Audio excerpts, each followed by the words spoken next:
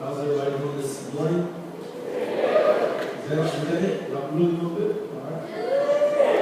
I want to thank the Lord for allowing us to be this morning. First and foremost, I want to thank David and the rest of Super Love Ministries for giving me this opportunity. I want to do is just quickly just encourage you by reading 1 Samuel chapter 17. And I want to start with verse 26. And the message this morning is I want to focus on the purpose-driven warriors in the name of the Lord. And in that, all it's saying is that when we encounter obstacles in our life, calamities, is that we don't take it personally. We take it that someone is coming at us, but that we will realize that the battle is larger than ourselves. It's against God and evil, and that we don't take things personally. By looking at the story of David, I know many of us know the story of David and Goliath, right? Yeah? And what I want to look at is what happens before David and Goliath. And I want to see how David, what he does when he encounters obstacles in his life. So we start with verse 26 from 1 Samuel 17. The Bible says, "Then David spoke to the men who were standing by him, saying, what will be done for the man who kills his Philistine and takes away the reproach from Israel?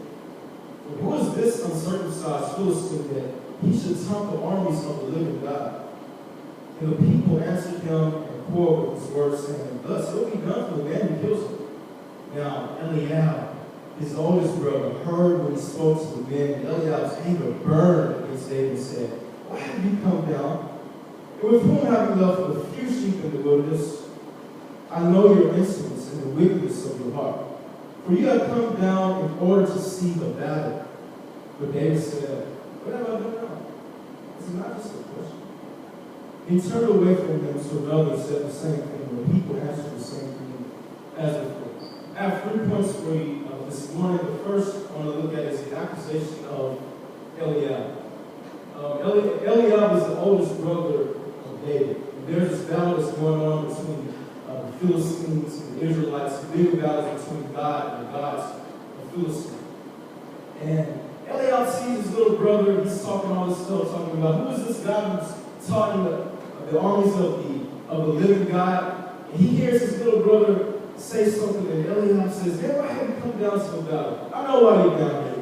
The first accusation that he says is that you left a few sheep in the wilderness. The second one is that David just came down to see God.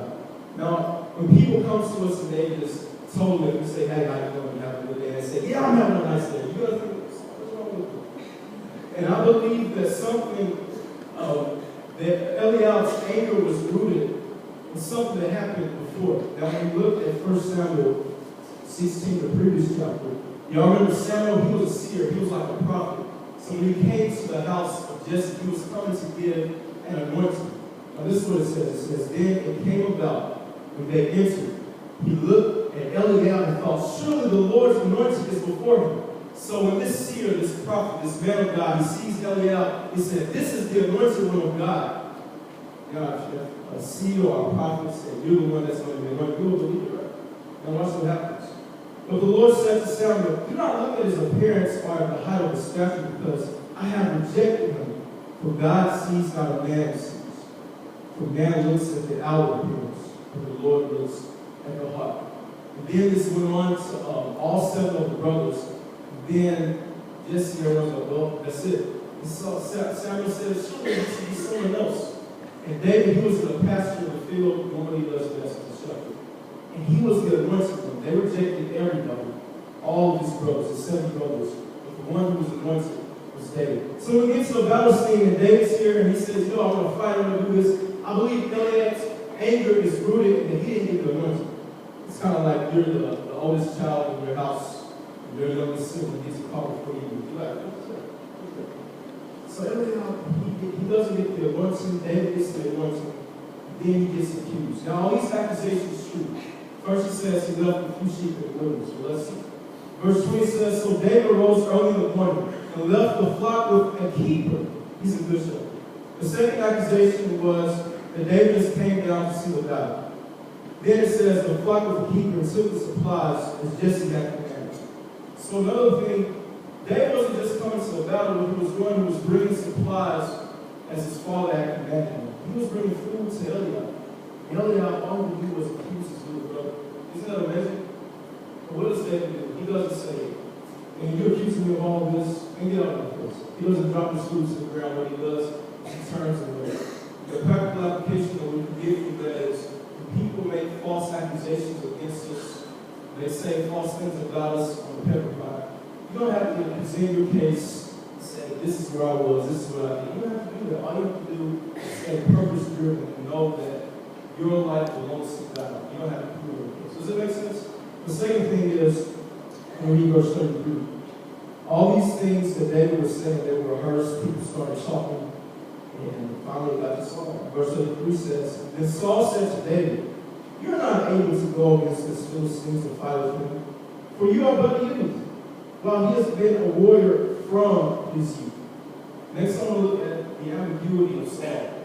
Saul had some doubt in David. He says, you can't go against this Goliath because you're a youth. He's been fighting since his youth. And I believe he contradicts himself.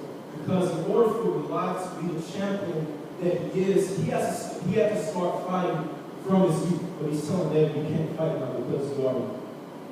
Not only that, but again, I believe that his doubting of David is rooted in another place. Y'all remember when Saul, it was time for him to be the king? But when it was time for Saul to be the king, y'all know what he was doing? He was hiding. He was the tallest one, the mightiest one, but he was hiding. He didn't believe that he could be the king. He didn't believe he had what he took. Sometimes we go through the same situation. You ever been in the same class with your classmates and you say, hey, how did the test go? They say, man, it was hard. I mean, if I couldn't do it, I know you can't do it. Kind of sets you back. And this is the same thing that Saul was doing to David. He didn't believe that he could stand up against Goliath. So he transferred the doubt that he had within himself. Since he didn't think he could do it, he said, David, you can't do this. This was actually Saul's doubt. That's why it says that Saul and all of Israel were afraid of Goliath, because this is Saul's doubt. So when people start to doubt us, they don't believe that we can do certain things. We should do what David did. What did David do? He gave Saul a testimony. He said, well, when I was a young lad, and I was a shepherd, there was this lion that came by. And God gave me the strength and the ability to defeat this lion. And another time, when a bear came, there was a bear that came into the pasture. When he came, I killed this bear. God gave me the ability to defeat this lion and this bear. And guess what? I can defeat this Goliath as well. Whenever we have situations where we feel like people are doubting us, or even when we doubt ourselves, what we should do is like David did. He looked at what God had already done. Some of you are seniors or you're on your way to apply to law school and your grad schools, you'll be interested in the job force. There's a lot of uncertainty in that situation, right? But what you can do is look how God brought you from the first grade to the second grade. You can look how God brought you from junior high to high school, how He brought you from your high school to Pepperdine University. And God has done that. His riches, His grace never runs out. His blessings never run out. And then thirdly, we'll see the third thing that David had to deal with was the aggravation of Goliath. Verse 42 says this. When the Philistine looked and saw David, he disdained him. For he was but a youth, ruddy and handsome appearance. And the Philistine said to David, am I a dog and you come to me with sticks? And the Philistine cursed David by his God. Now, when this Goliath, when he sees David, he doesn't disdain David because really of his nationality or anything else, but he looks at his appearance.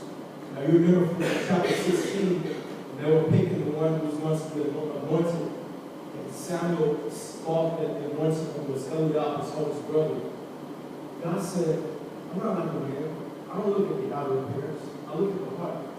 This is the same thing that Eliab was doing, the same thing that Saul did, Goliath did as well. He looked at the outer appearance of David and said, this guy was good. I can't believe y'all brought these little kids here. And then in verse 24, the Bible says, the Philistine also said to David, come to me, and I will give your flesh to the birds of the sky and the beasts of the field.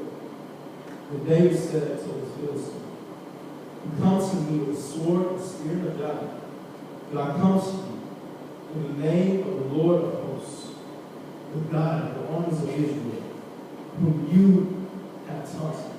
This is beautiful because even though David knows that God will bless him, he doesn't say, you know what, I'm going to beat you, I'm going to do this.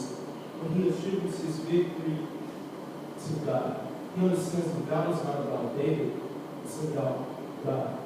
Now, if you remember, Goliath at the time, the armies of God, 40 days or 40 nights.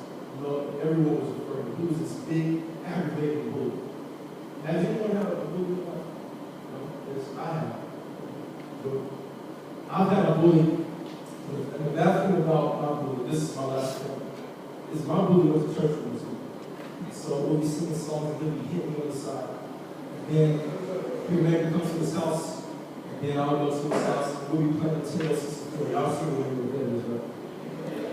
So we'll play Live 99, and every time we'll play NBA Live 99, I'll be beating them the first quarter, tearing up in the second quarter, third quarter, and just beating them to pieces. But when the fourth quarter came, he would always give me this look, and I knew if that meant that I had to slow down, I couldn't win, or he was going to beat me up. He was just always aggravated. Everywhere we went, until one day I got inspired by Bruce Lee, and I was with him.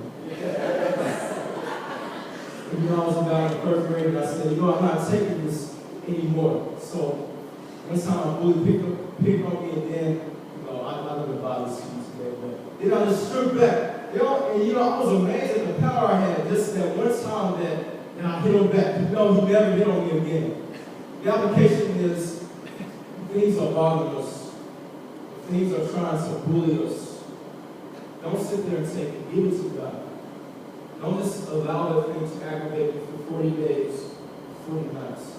Pray about it. And recognize that it's not about you, but the glory belongs to God. Blessings yours. Thank you.